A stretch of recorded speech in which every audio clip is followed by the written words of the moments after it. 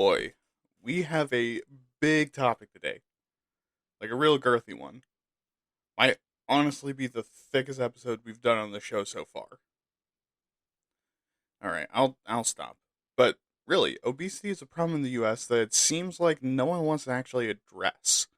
Most of the solutions don't seem to take into account not only the role of society in creating obesity, but the ones that do don't often take into account the personal responsibility that some of the simplest people on earth think is the only cause.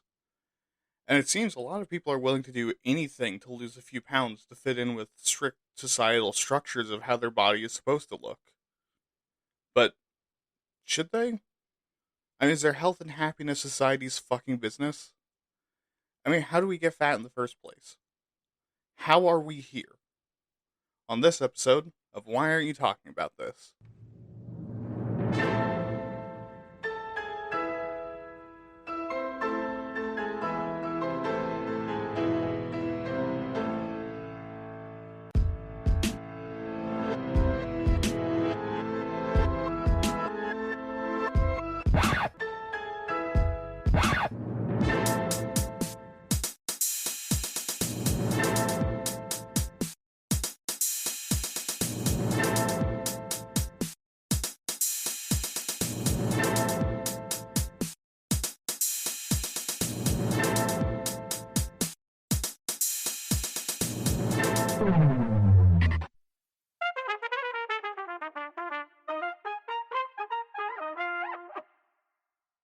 Hello, everyone, and welcome to episode 14 of Why Aren't You Talking About This? I am your host, William, and I will be your guide through yet another kind of depressing and also very close to home episode this week. But before I do that, I want to thank you for listening. Even if it's just to give you something to simulate running away from while you're on the treadmill, or this is your self imposed punishment for fucking up on your diet, it means the world. Also, don't do that. We'll talk about why in a bit. But before we get to the show, I just want to remind everyone to make sure to download, stream, or go into incognito mode and repeatedly refresh your web browser while my podcast is open to make my dopamine number go up. And make sure to share the show with your friends, family, or anyone else that doesn't mind the ramblings of a madman being pumped into their ears too. I mean, fuck it, even if they do mind, do it anyways. Fuck them kids. Also, if you're looking at the logo, you'll notice it's a lot better. Well, that's because I got a couple of artists commissioned for that. So, follow the links in the description to their Twitters, and to mine, and the Facebook page. And of course, make sure to send in an email for episode 20 when we look back on all the past episodes and talk them over. Alright, with that, let's get to the show. Alright, so today we're talking about obesity. Something that I have experience with. How, you ask? Well, dear listener, because I am fucking fat. Getting thinner, which I'm very happy about, but still fat. Which means that when I do fat jokes today, you better not get your snowflake panties on a fucking twist about it, because I'm allowed to make those jokes. You know, like making fun of nerds on my other show. Go listen to that, by the way. But anyways, let's start with the basics. What is obesity? Essentially, it means fat. Like, the literal origin of the word is from the Latin for thicker than a snicker, in a much less flattering term. But in modern medicine, it describes a chronic disease where the primary symptom is a BMI, or body mass index, above 30, usually of fat. And being overweight, which is usually lumped into it, is having a BMI over 25. And BMI is a way to measure your tissue mass, i.e. all the soft and squishy stuff your body is made of that isn't an organ or literal shit. And this measurement is determined by dividing your weight in kilograms by your height in meters squared. Now, while a lot of people are super obsessed with BMI, it doesn't actually do a whole lot to tell you what's up with your body. Because it puts you into only 5 categories: underweight, normal, overweight, obese, and morbidly obese. And doesn't take into account your muscle mass compared to fat mass, activity level, genes, or really anything else. Nor the variables going down with your density. Like, some people are fucking brick shit houses that are 5'6" short kings weight of 225 but look 170 because their muscles are just dense. But their BMI would still be extremely high. Now, obesity is considered a disease. Why? Well, because it causes a wide variety of health problems because, having high mass is rough on your body, whether that's fat or muscle. From small stuff like aches and pains to poor gut health and high cholesterol, all the way up to cardiovascular disease, sleep apnea, and cancer, along with skeletal-muscular disorders, type 2 diabetes, and mental illness. And all this comes from your body just having a hard time working.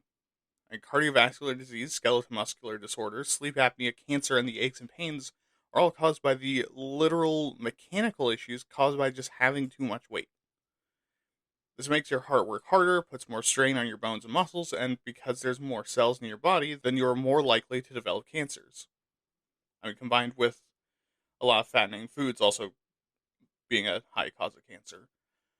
While the mental health issues are caused by both the social stigma and the high cholesterol, digestive illnesses, and diabetes is caused by a combination of diet, chemical makeup, and destraining your organs. And also the mental illness can also cause obesity. I think pretty sure we get to that later. But because your body isn't getting what it needs and too much of what it doesn't, then these illnesses become more likely to develop or become worse. What's the cause of obesity? Well, there isn't one. Now, I know you're screaming at me on principle and calling me a fat little schnozzling and oinking at your car stereo. Pay attention to the road, dumbass, you're driving. But I don't mean that's fake. What I'm doing is being a pedantic asshole. Because while you can say causes, none of the following is a guarantee that you're going to be obese. Just increases the odds. Because they're contributors, not causes. See what I mean, pedantic asshole? So let's go down the list. The biggest and simplest one to understand is consuming more calories than are burned.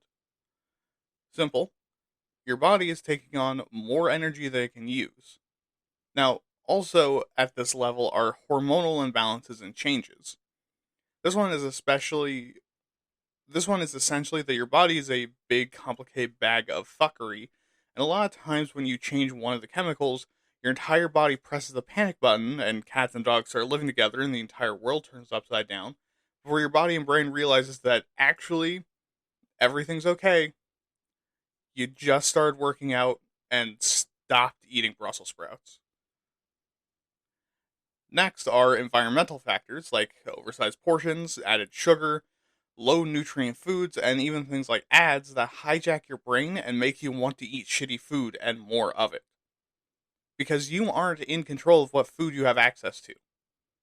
And related to this are high sugar diets and food deserts, with a food desert being a place with little to no access to nutrient dense foods. And obesity can also occur with disorders like PCOS, underactive thyroid, and Cushing syndrome. Because these cause hormone imbalances, cause your body to metabolize things weird, and over or under produces things like cortisol or testosterone.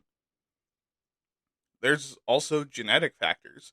Sometimes your body is just a slow metabolizer or holds onto fat or it doesn't burn fat or is really good at absorbing sugars or has bad nutrient absorption or just like how you were born, your gut health is bad. There's also medications that have weight gain side effects, having a lack of sleep, being sedentary for long periods of time, and having an inactive lifestyle. Oh, fuck. And having a lot of stress and or mental illness. Double oh, fuck. Even being dehydrated can cause obesity, for fuck's sake. Something as simple as having no physically active, healthy activities nearby can contribute.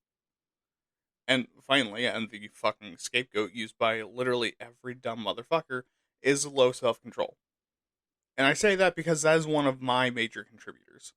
I'm a creature of habit, I don't have high levels of self control, anyways, so forcing myself to do something unpleasant in order to have a healthier lifestyle in the future that I don't know about yet, while also denying myself something that I know is the very easy press button for happiness button, um, is really, really hard. some people have, like, you know, real reasons, like trauma, having a lack of training or practice at using self control, or being socialized in an environment where self control is seen as a weakness. See, I'm just a piece of shit. Most people have like an actual reason for their issues. But now going through that whole list, you see what I mean? Contributors, but you can't say that every obese person is obese from one of those things. You can't say that thin people don't have at least one of those things. In fact, I think I live a healthier lifestyle than like half of the thinner people that I know, but they're smaller because they have different genes, circumstances, mental states, and lives. Like one of my friends drinks soda with every single meal. I don't think he's eaten a vegetable in going on 8 months now. He is much, much thinner than me. He doesn't go to the gym. We have the same level of physical activity. Like, it's just different genes. So then why, for fuck's sake, does the human body gain weight if it's so dangerous and also so easy? Because, put simply, the human body is a survival machine playing the game on easy mode. Basically, the human body runs off a combination of protein, carbohydrates, and fats that all food is broken down into, which is then transferred through the body. Carbohydrates are used as simple compounds for energy, specifically sugar or glucose. Fats are used to help proteins do their jobs by acting like little couriers and drug mules, and are used as energy when you don't have carbohydrates, or enough of them. And proteins are usually the building blocks of vital compounds you need to survive, and can also be emergency rations. And once your body distributes all this shit around like a good little comrade it is, any excess carbohydrates are stored in the liver and muscles, places that require quick access to energy for short term use. For longer term storage, to make sure we don't run out of energy if we don't eat for a while, your body fat absorbs some of the excess nutrients, carbs, and fats, and as a result, they expand. And this happens because ancient humans used to go a long fucking time without eating and couldn't just sit around all day. So having a fat reserve was a literal requirement for survival. And an important note, the diet back then was a lot different than it is now. The human body, with this system, really developed to eat high amounts of nutrient dense plant carbs and fruit because, those fuckers are going to try to run away when you eat them. So if you know which ones aren't going to give you the diarrhea dog shits or kill you, then you can eat them until you puke without using up too much energy. While meat, something that's super fucking high in energy, was hard to get, and you needed to spend a lot of energy to get it. Because, even like a couple animals were hard to come by from hunting, the portions used to be a lot smaller. And worth it to note is how human body also worth it to note how the human body reacts to sugar. Because sugar is basically like nitro for the human body, since it's almost the exact form the human body needs to metabolize into energy. Your brain turns off the sensor in your stomach to tell you to stop eating because they're starting to look like someone's for fetish inflation waifu. And yes, I said that just to gross you out. So you can really fucking cram it in there, and it also gives you an amount of dopamine that's similar to the dopamine release caused by doing a goddamn line of cocaine. And this could happen because in nature, sugar was really, really rare to find in high amounts.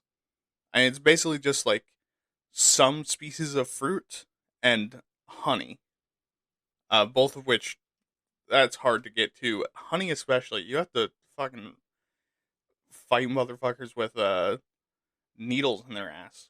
Now, added on to all of this is that your body is a very intricate machine meant to make sure the puddle of tapioca that's been in the carpet too long, that is your brain, survives, and is also a big, stinky, gross, stupid idiot that sees losing massive amounts of fat in a short period of time as starvation, and will begin to conserve weight and try to hold on to the calories in any way that it can, making weight loss exceptionally difficult to do at high speeds. And it'll also slow down your brain because now your brain's focused on like the bottom of the hierarchy of needs. And also because your fat reserves require energy to maintain, you'll get hungry more often, and your body will give you dopamine for being a good boy and making sure sadistic mommy daddy brain stays alive. I also said that to gross you out. So, with all that in mind, does it make sense why obesity is a problem now? I mean, going from the top down, we as people have become much less physically active than we have at any other point in history. And we only get more and more sedentary. But food is also getting more and more energy dense, so we gain weight. Add on top of that, because companies realize, oh fuck, sugar is the wonder drug, sugar got added into basically everything to not only make it taste better, but to make you eat more of it and eat more often. And then you look at our diets, especially in America. A lot of meat and carbs, and sometimes we eat a vegetable at dinner because we want to give our bodies a nice little treat for being nice to us. Okay, yes, we're all fucked, and the modern world is a nightmare of our own creation because as we change our lives for the better, we realize that we were never meant to be happy, and the proportion of people with satisfying lives has not increased since the Bronze Age. But how do I lose weight? And at first, you know, at first you might not be asking me of all people, and I think reasonably so. But as the crowd of people starts to thin down, you start to realize that I have research to back up my shit, and also I'm on this journey with you.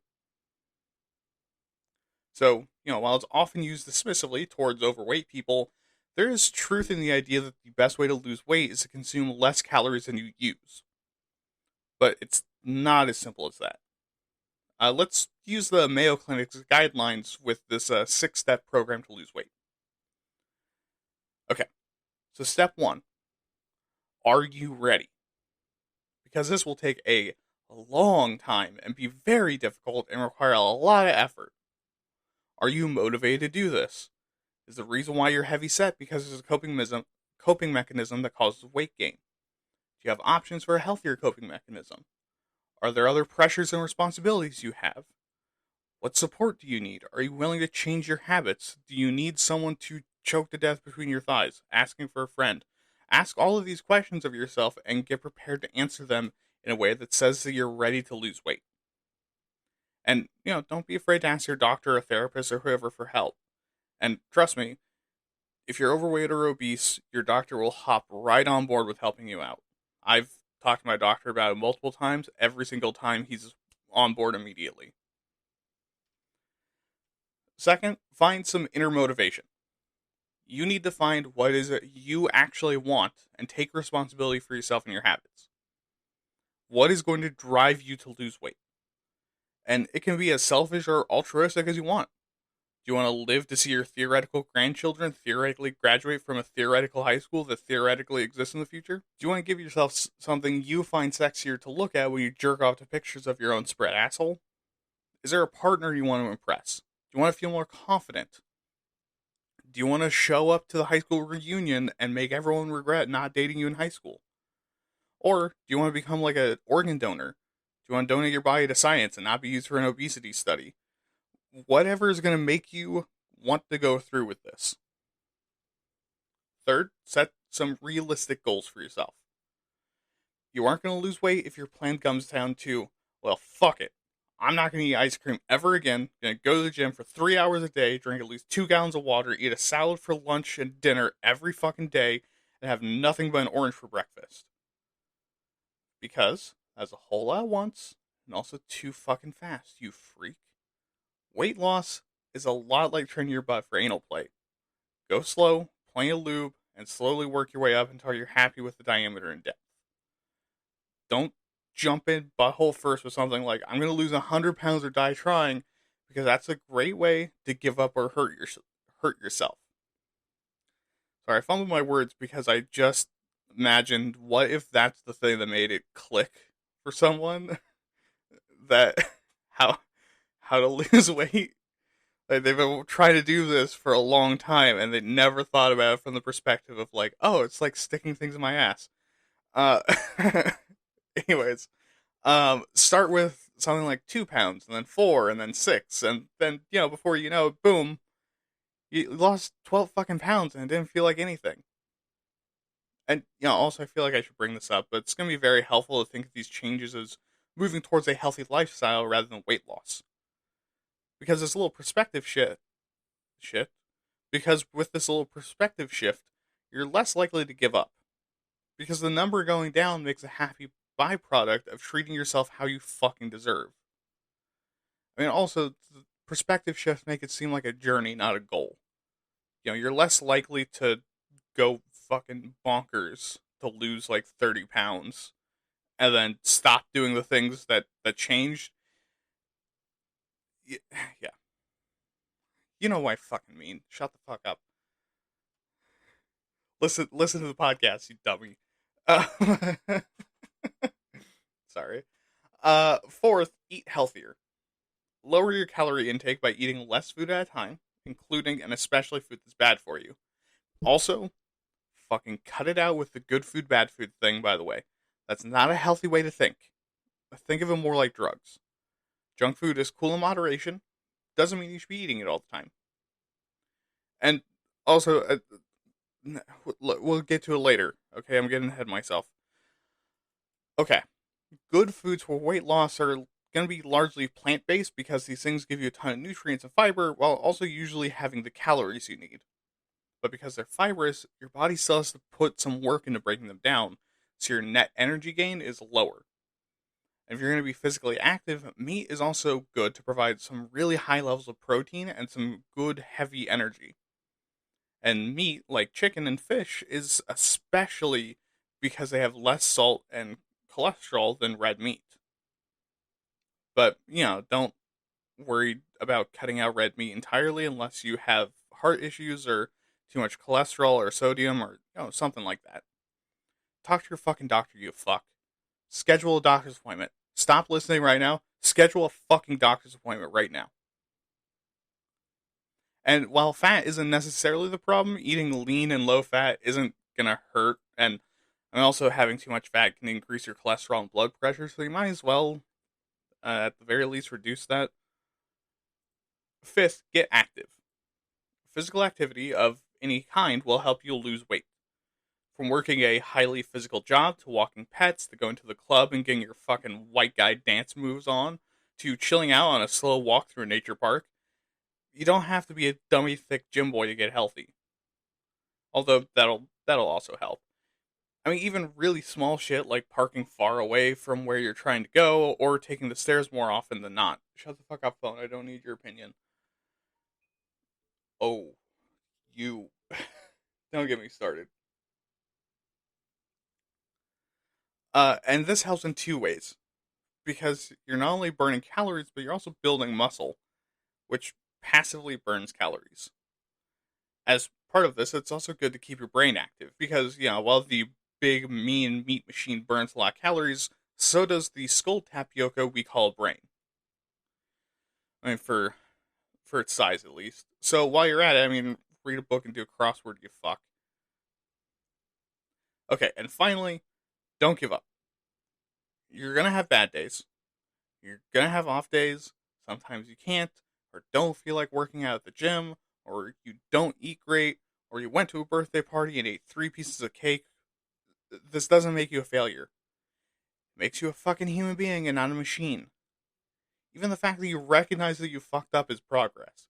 And it is scientifically proven that humans don't and never will have infinite willpower. We all have a limited supply of it, so it's okay if you're not perfect. Just, when you fumble, keep working on it and trying. And don't just use the measurement of weight. How do you feel? Have others noticed? Are you happier? More energetic? Are your clothes looser? These are all signs you're doing better. And part of this perspective shift too, like I almost talked about earlier, is changing how you think of food. Because a lot of people that are obese have unhealthy thoughts about food. You don't have to put it in good and bad categories. You can just have food that you eat because that's what your body needs, and then you have food that you can eat for fun. And I know that makes me sound like a very overweight person to say that, but you know what I mean. You can have food that's like, oh, I eat this because it tastes good and makes my brain happy, and then most of the time you don't eat that because it'll fucking make you gain weight. Okay, that little ad lib out of the way. Now, before we go into the history, there's one last thing to cover. Do you need to lose weight? No. No. If you're happy with your weight, you don't need to lose it at all. I mean, like other things that can cause health issues, it's your choice, and as long as you know and accept the risk, then fucking whatever. But a lot of people don't feel the same way. Rather, they think it's their fucking business. Which brings us to fat phobia. And fat phobia is a bias against people who are overweight. Now, this happens in American culture and a lot of other cultures to blame overweight people for having a moral failing, being lazy, having a total lack of self-control, or in some way being a gluttonous and or stupid hedonist. And now, well, sure, call out post of the century, not all fat people do that like I do. In fact, I think most don't match this at all. And being overweight is highly stigmatized in Western culture, assuming we're all slovenly, lazy, dirty idiots that have two personality traits and one of them is fat. Which isn't true.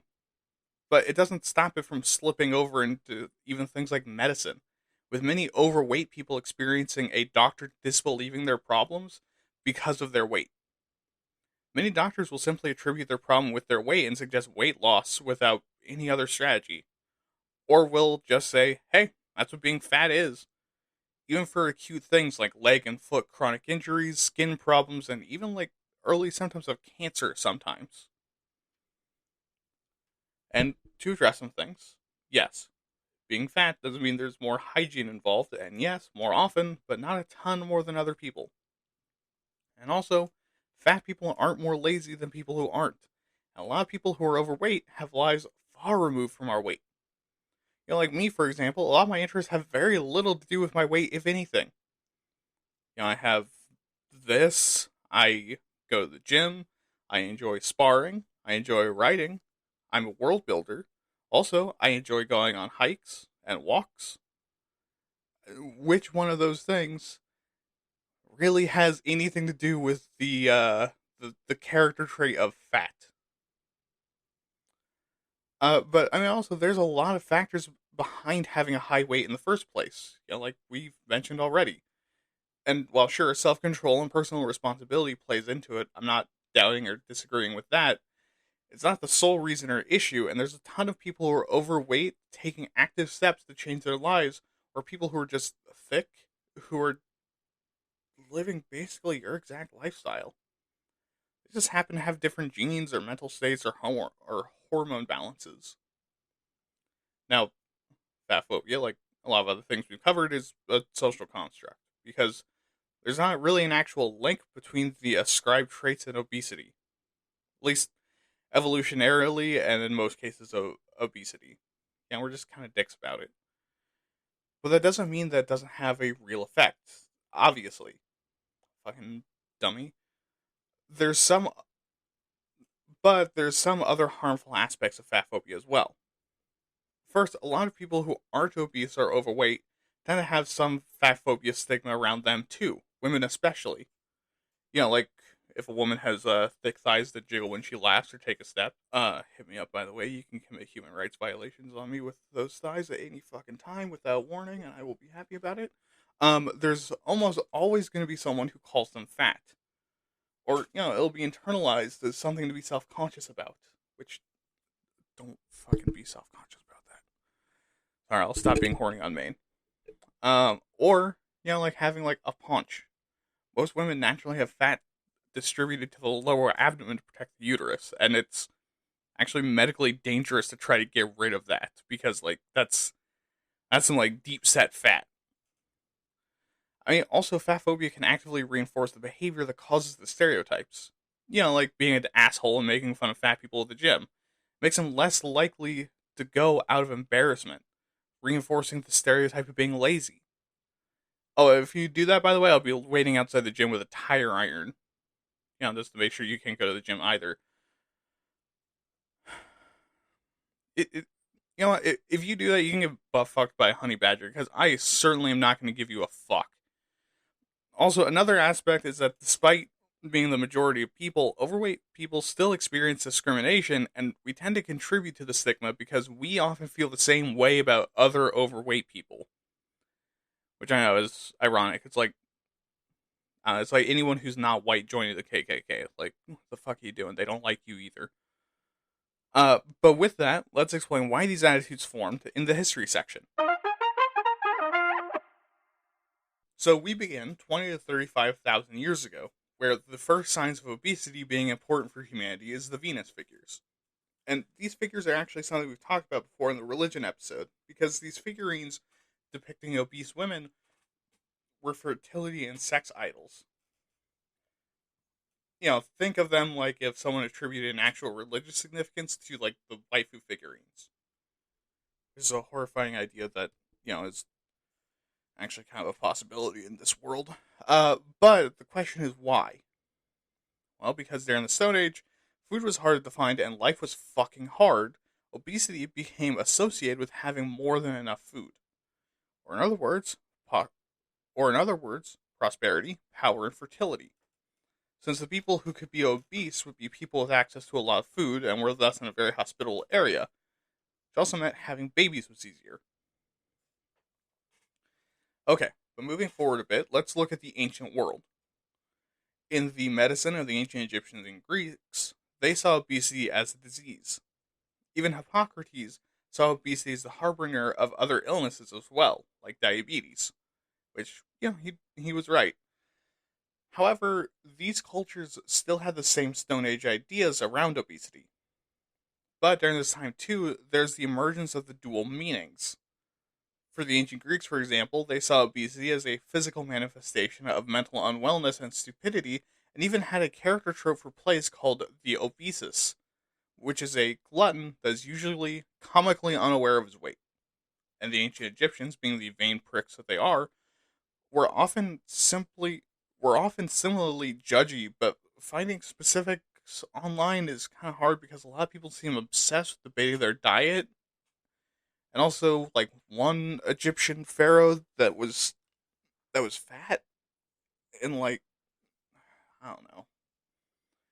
But falling into ancient Rome, the Romans similarly had a dual concept of obesity because they saw it as a sign of wealth, being because the rich have always been able to sit on their ass all day and also have high calorie diets, but also saw as a huge negative.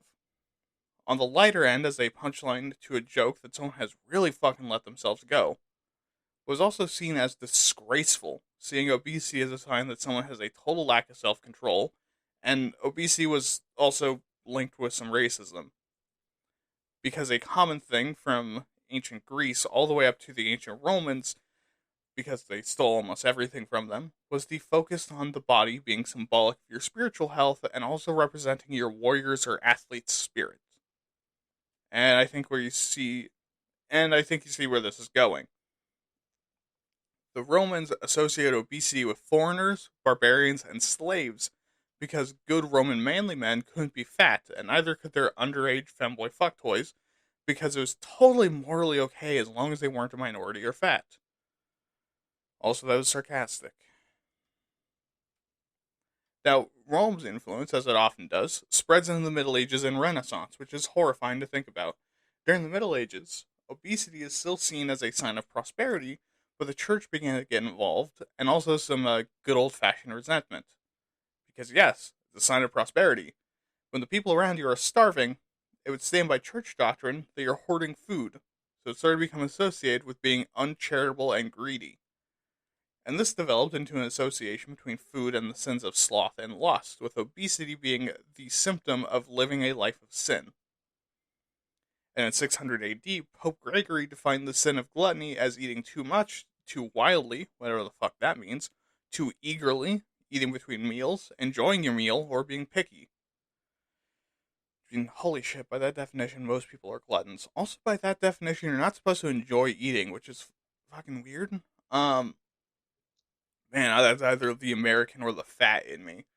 But as you can see, out of the let me check my notes. 7 sins.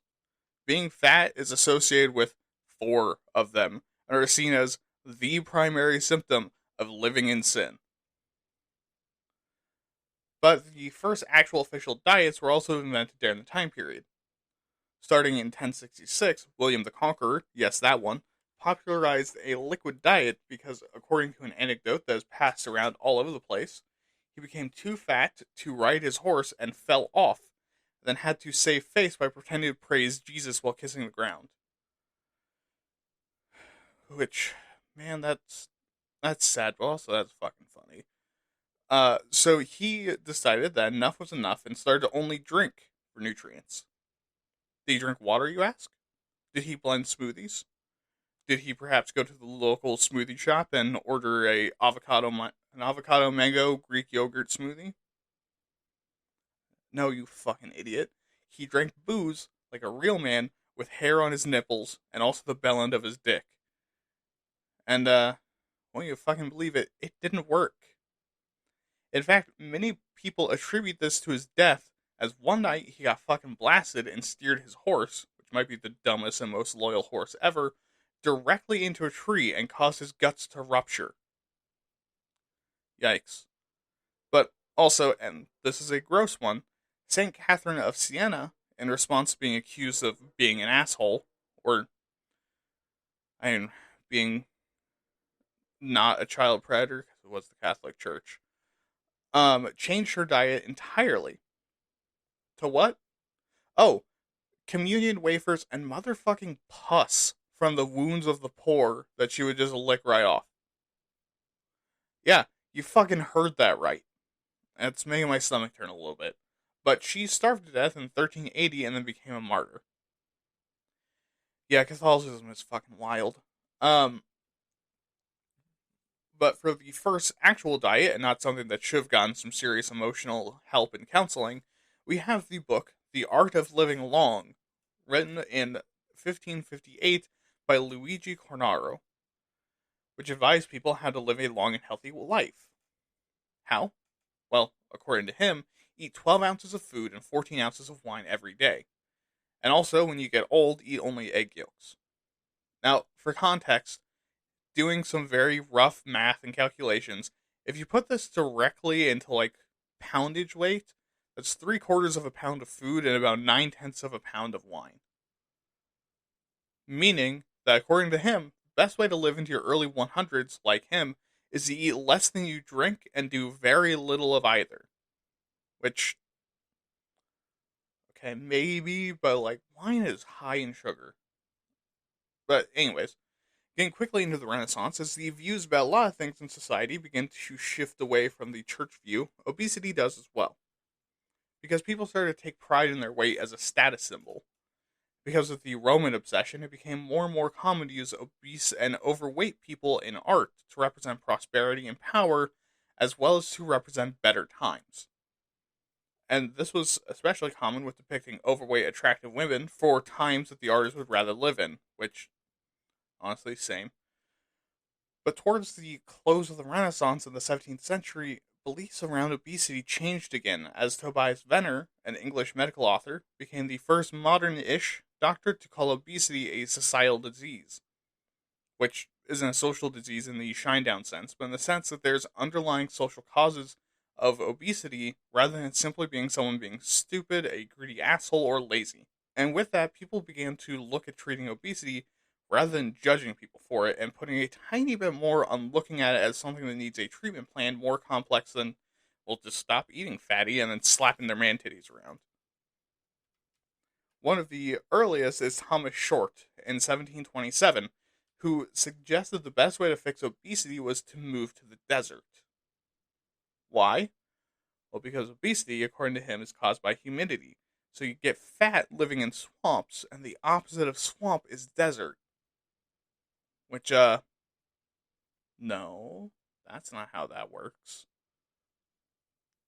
3 years later, the father of dieting and veganism, Dr. George Cheyne, publishes his highly successful book called The Natural Method of Curing the Diseases of the Body, and gotta level book titles, which suggested a diet of milk and vegetables to lose weight, and he himself did it because he struggled with obesity, and this was literally the only diet that helped.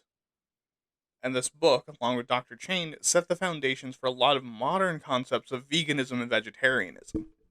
And now we move on to the 1800s and the Industrial Revolution. During the 1800s, the spiritual beliefs of the Christian church started becoming more important again, and the views of masculinity and femininity changed to become thinner and thinner. At this time, being small and frail was associated with spiritual enlightenment and beauty, most particularly with something called Victorian anorexia, an attempt to starve yourself to look frail and thin, as was the feminine beauty standard of the time, which was also why tuberculosis was in fashion. Yep, a terrible wasting disease was seen as feminine beauty.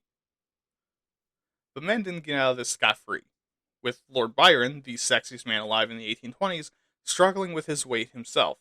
In order to keep the pounds off, he'd consume vinegar, like how people do now, to flush his body of fat, he'd oversweat, and also was debatably bulimic, going through periods of binging and purging, or binging and starving. Yeah, this is why I said you don't need to lose weight, folks. It's better to be fat than to suffer your entire life because you struggle being thin.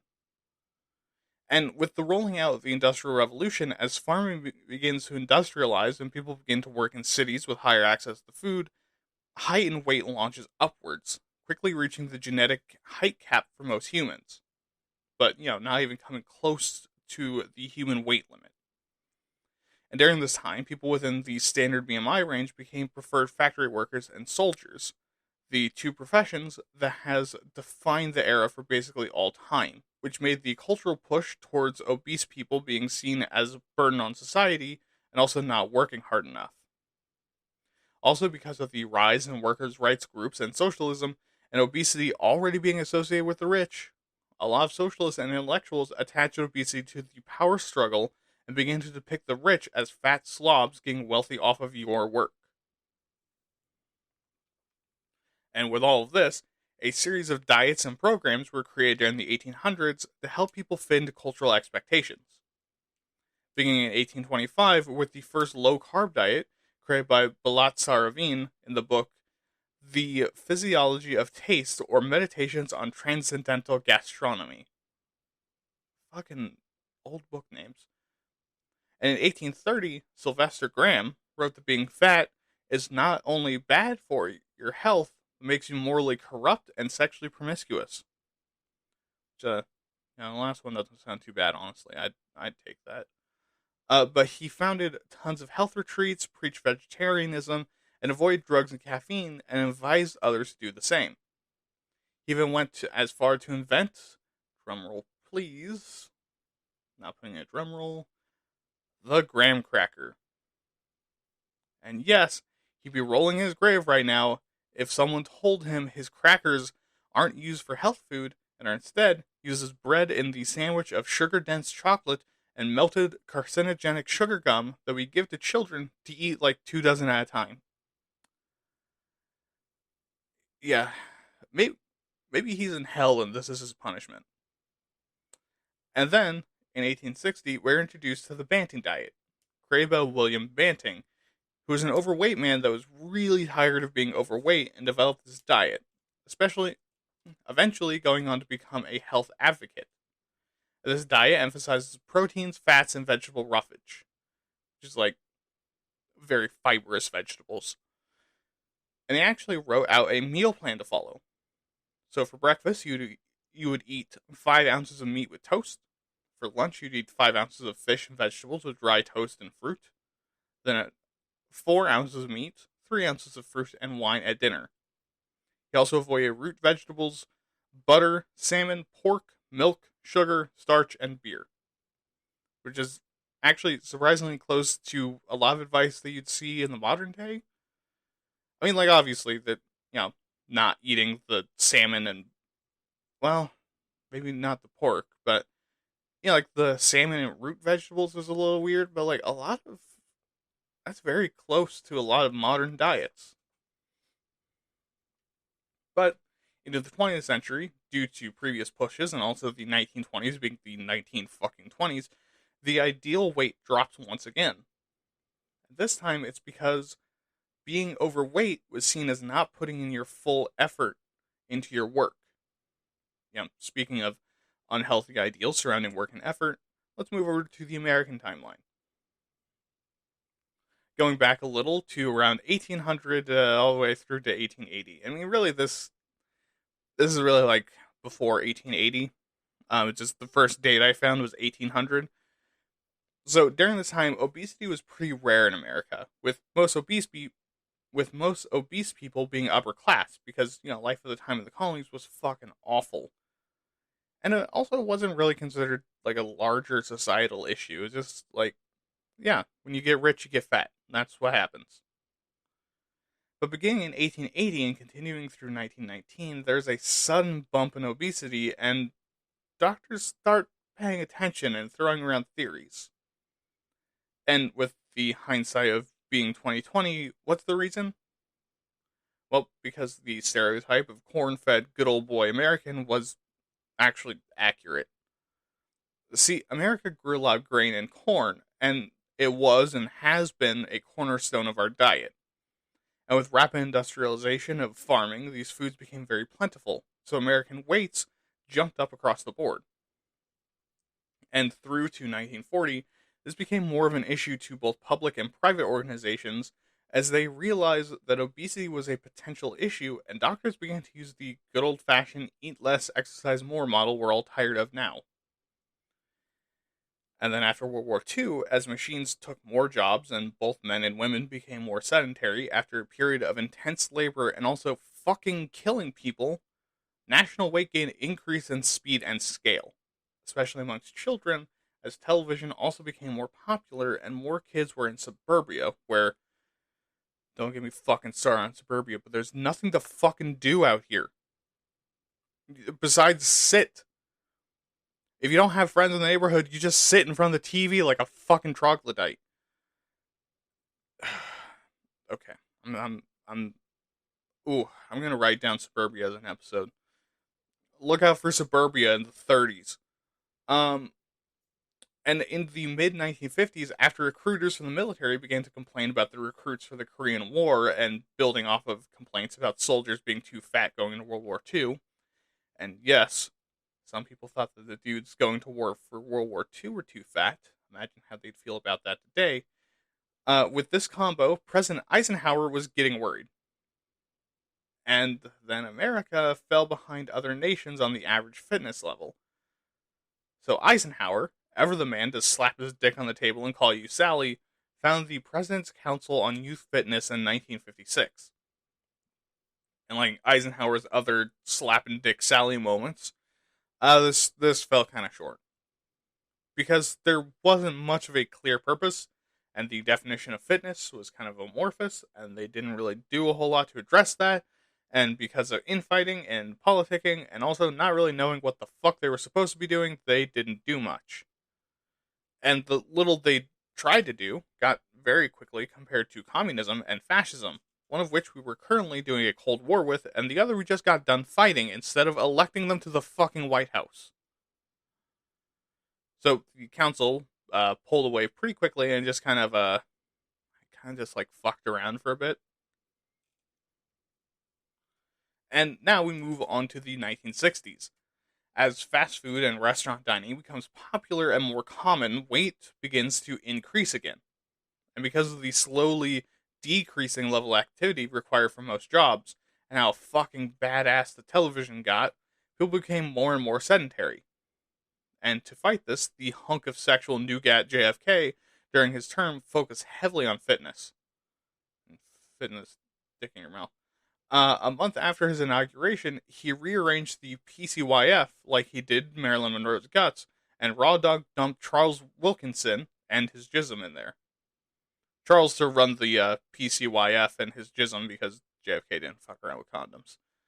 Anyways, in 62, he found an old executive order from Teddy motherfucking Native American cucking Roosevelt challenging U.S. Marines to do a 50-mile hike in 20 hours. Which is an average speed of 2.5 miles per hour over 20 hours without stopping. And if you think that sounds easy, go touch grass, you fucking troglodyte. Hiking like that is intense. JFK, finding this cool and also funny, like most of the things that he does, reintroduced this, and over the next year, it became a running joke that the press secretary, Pierre Salinger, refused to even try after JFK assigned him to report on it. despite doing the hike with the Marines. And the US public took all of this as a public challenge from the president, back when that was something that people would respect. And this spawned a national fitness campaign, with federal, local, and private organizations and governments mass producing massive amounts of fitness related media, and eventually spawned the nightmare that is the presidential fitness test. If you have ever taken that, it fucking sucks. Because they always do that when you're the most self conscious about your body and your physical performance, right in the midst of puberty when you're thinking about sex. That wasn't a personal story at all. Don't worry about it. Also in the 1960s, inspired partially by this and also people wanting to lose weight like fucking crazy, a few diets are created.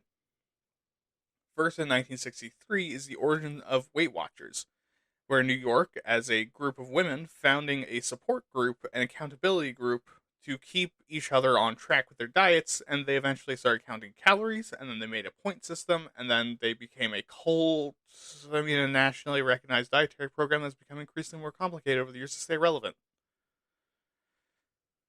Kidding, my mom used to do Weight Watchers, and it really felt like a cult when I attended the meetings with her. And this is also followed up in the next year by the creation of the drinking man's diet, being aimed directly at manly men that wanted to lose weight and stay trim without the other oily manly men thinking they're a bottom that takes a dick in the butt, and women to be turned off by their beta male energy radiating off of them. And this diet is focused on eating high quality, expensive steaks, fish, French sauces, high quality cheese, and distilled spirits like gin and vodka. Which sounds like the perfect way to get the most clogged butthole ever without actively having a thick, massive girl cock in your ass. Also, if you have that, hit me up. My phone number is. Alright, and then in 1966, the USDA finally requires ingredient lists to be written on packages, followed by requiring nutrient and dietary information being printed on foods making health claims by 1973. Now, also in the early 70s, sugar started to get added to everything, starting with baby formula. Yep, fucking baby formula.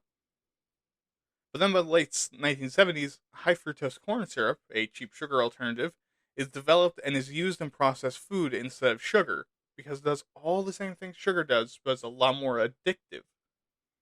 And to ensure they can add sugar to fucking everything, the sugar lobby lobbies the USDA and FDA to demonize fat, which is where a lot of flavor and a lot of different foods come from. So to make up for this, sugar is added to fucking everything.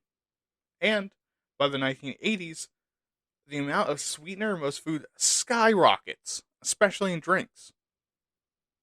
And somehow, not seeing the writing on the goddamn wall, America panics in the 1980s as definitely out of nowhere, and totally not because of the easily foreseen consequences.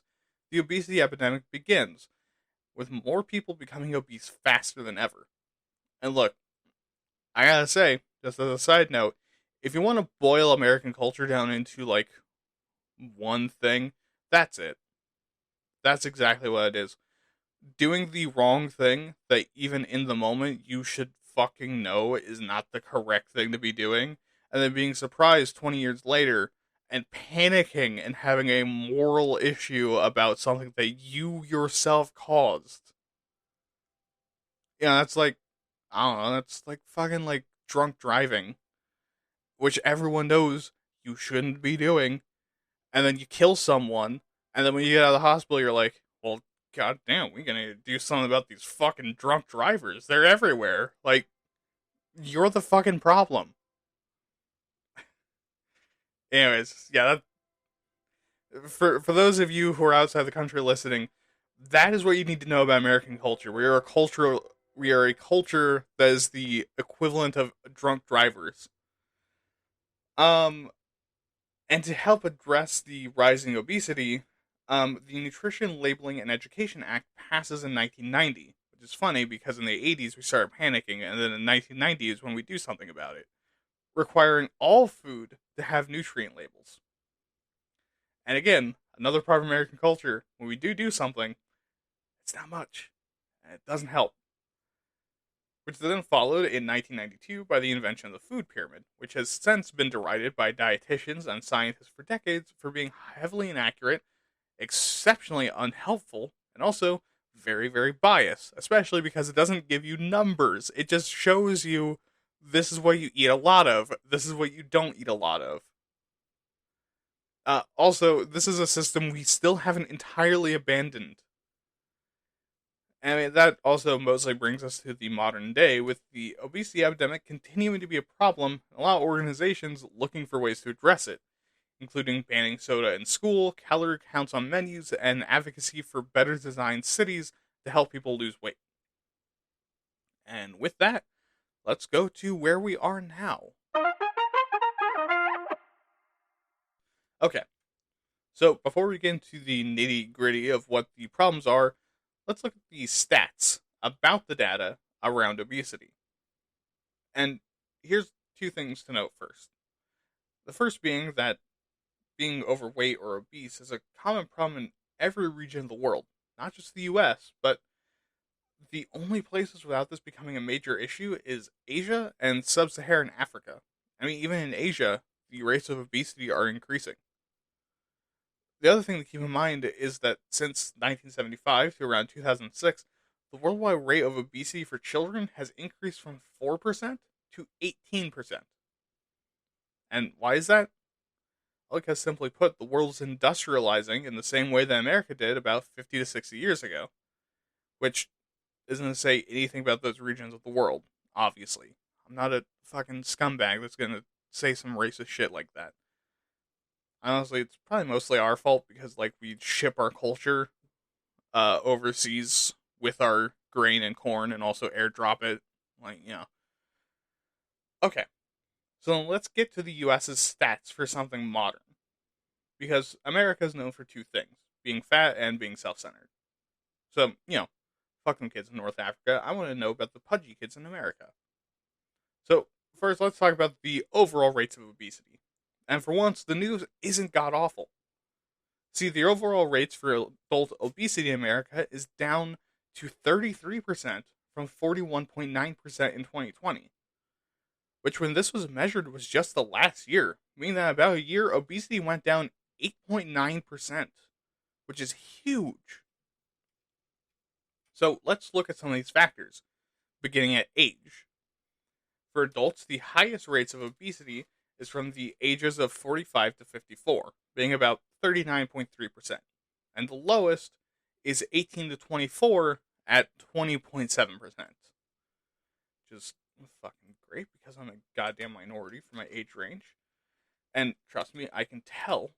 For education level, 37.8% of people that didn't graduate high school are obese, while college graduates are overweight 26.3% of the time, which fucking, again, I'm the minority.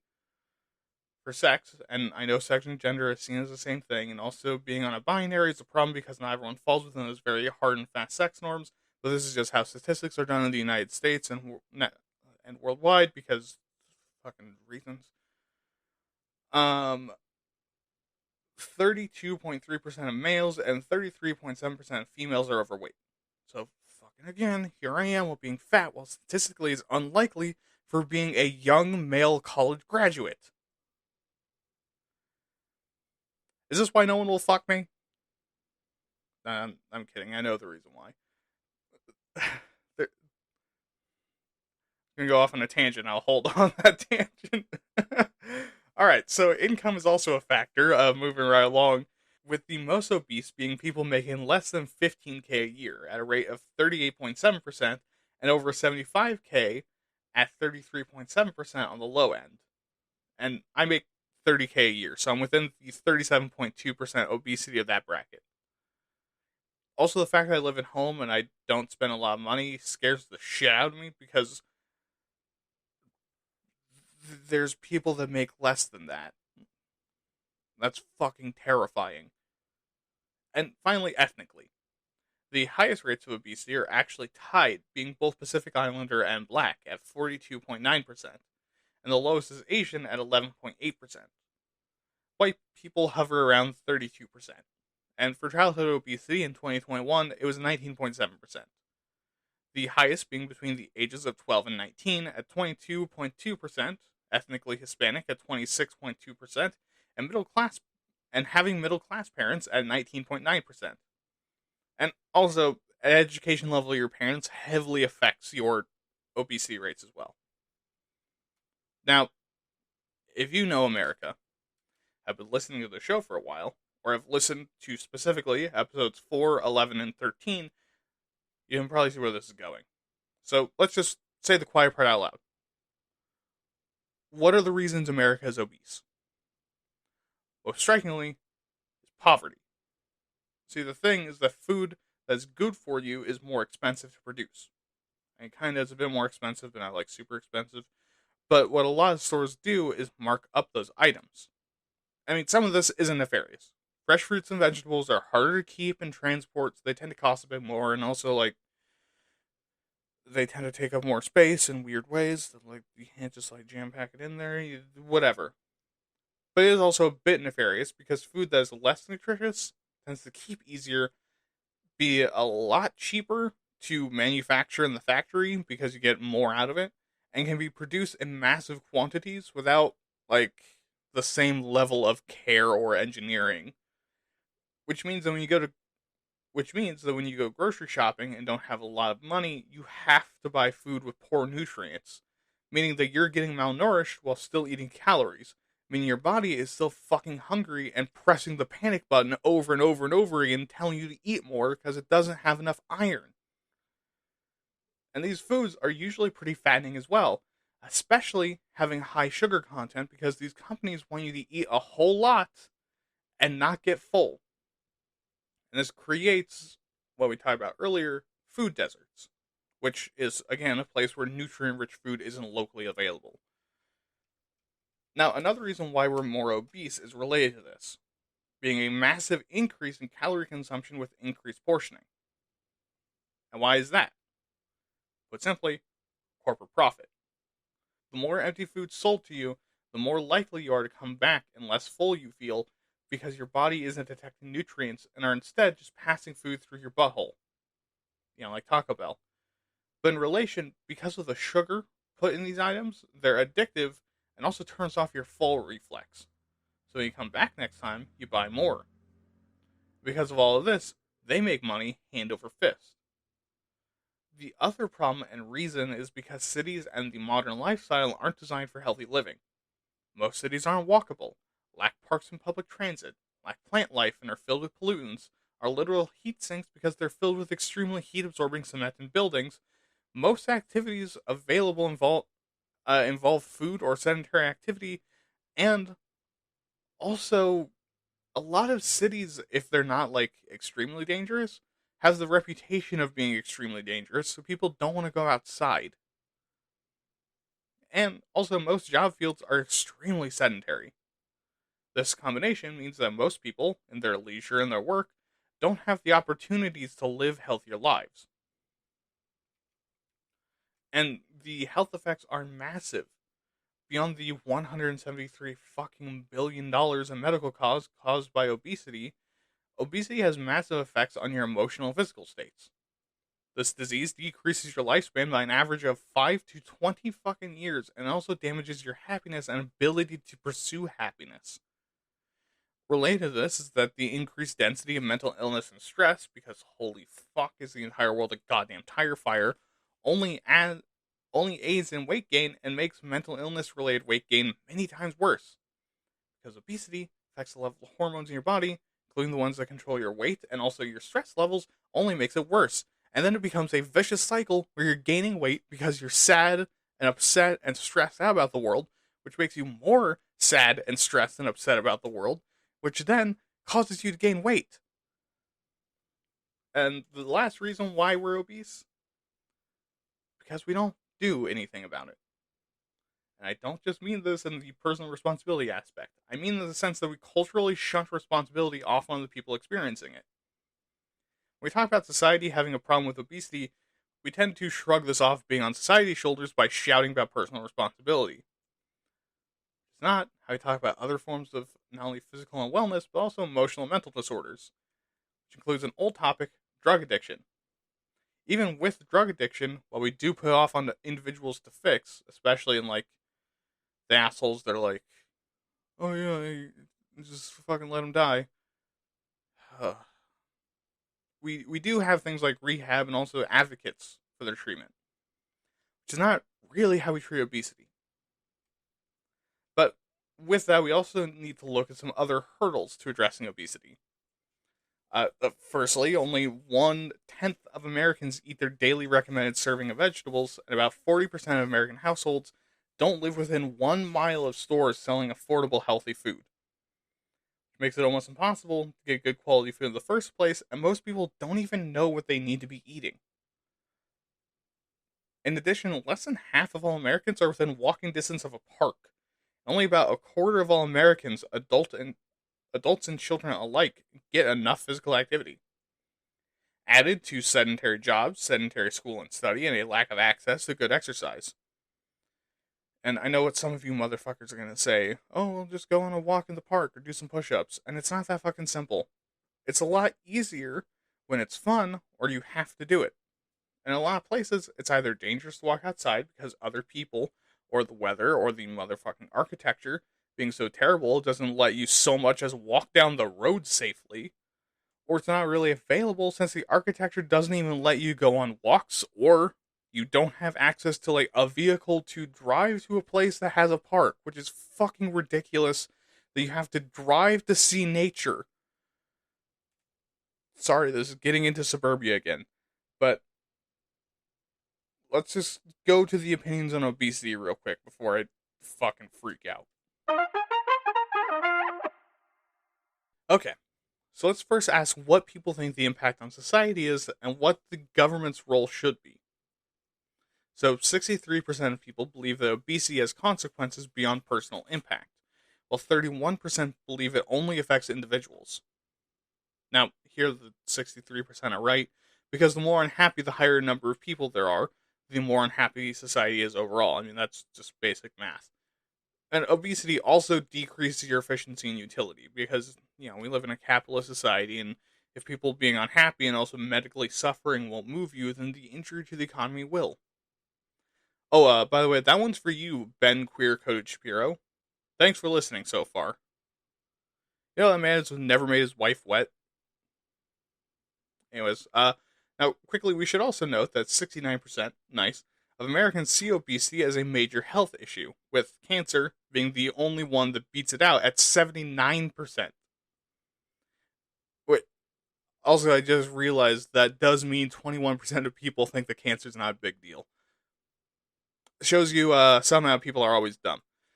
And also, 42% of people think that the government should do something, and that 54% of people don't think it's the government's business. Which, I mean, look, that's kind of arguable. And the government doesn't really do much right, anyways, and then even when they do, it's far too late to actually be helpful, and then the times where they do something in time, it's like, what the fuck was even the point of doing this? You're not helping at all. That being said, about 61% of people believe the government programs at least do something. So with that, let's look at some of the things that have been suggested to the government to reduce obesity. Firstly, is requiring restaurants to have calorie counts. That if you have calories printed with the food, people are more likely to pick lower calorie options. Well, sure, you can argue that you've done this and that there very well might be stats that shows that works. Most restaurants, at least in the part of the world where I'm at, don't make this easy. A lot of people I'm familiar with aren't paying attention to that because we have all collectively agreed that if we know the amount of calories we're eating for fucking lunch and not for a whole day, we'd cry and then swear off eating altogether. But 67% of Americans favor this. Next is banning unhealthy food ads in children's programs, which, pretty self-explanatory. You can't be sponsored by Hershey's or play McDonald's ads on kids' videos or Cartoon Network. 55% of Americans are in favor of this, which is fucking weird that the number goes down when, like, 3/4 of American politics is apparently all about protecting the children. Almost like that's not really, like, an actual thing that people care about, and it's just, like, something that you say to, uh, make your point sound better, and just so that I'm not like other political commentators. Fuck the kids. This is for me.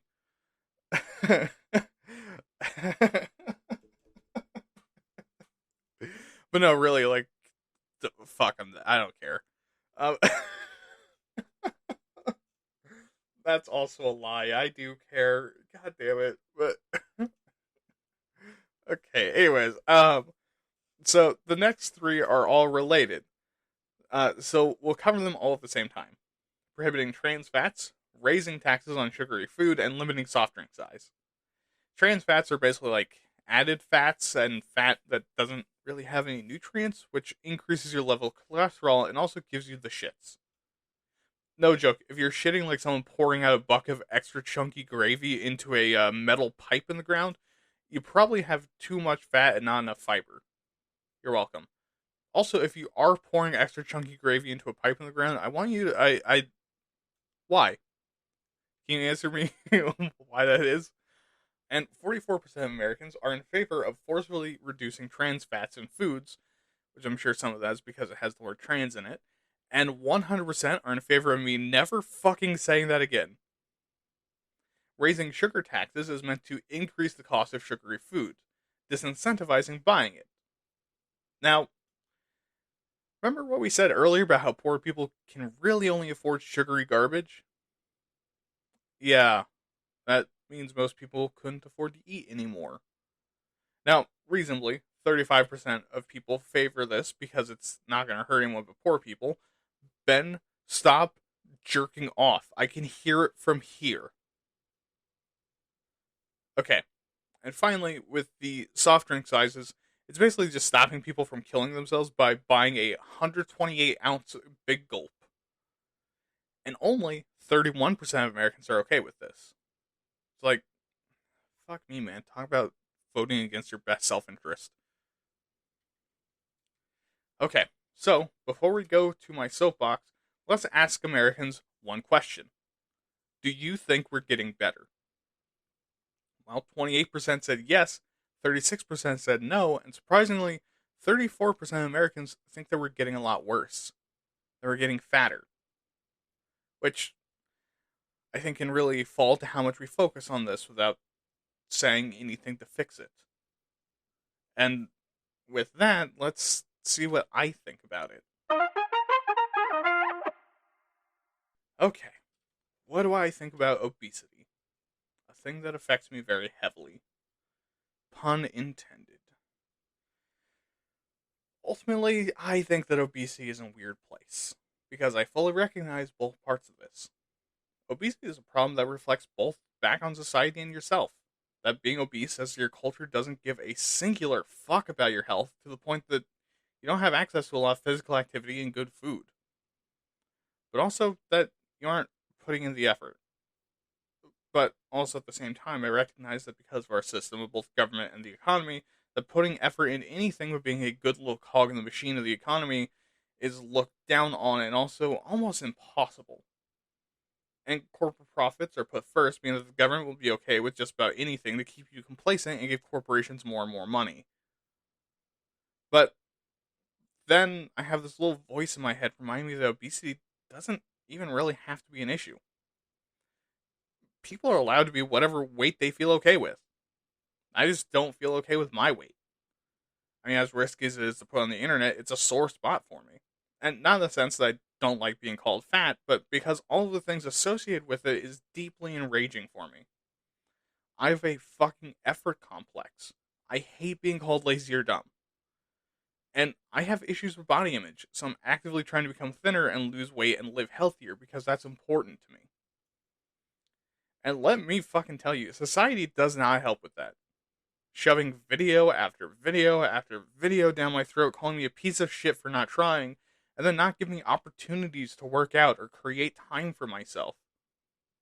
Providing only high sugar options everywhere I go, and then telling me and other people with obesity it's entirely our fault. But hey, if you're also fighting this battle, I'm by your side. I believe in you. I believe you. I know you're doing it. And you can do it. And I'm doing it myself. Don't give up. And if you're happy with your weight, I'm not only exceptionally jealous, but also good for you. But yeah, um, let's just let's go again. Okay, and there's episode 14. Thanks for making it to the end if you're receiving that the big bad fat man said some words about being fat. Anyways, if you have opinions, advice on how to make the show better, anything that's worked for you, thigh jiggle videos, especially that one, really anything else you want to tell me, make sure to email me at waytatpods@gmail.com. That's WAYTATPODS at gmail.com.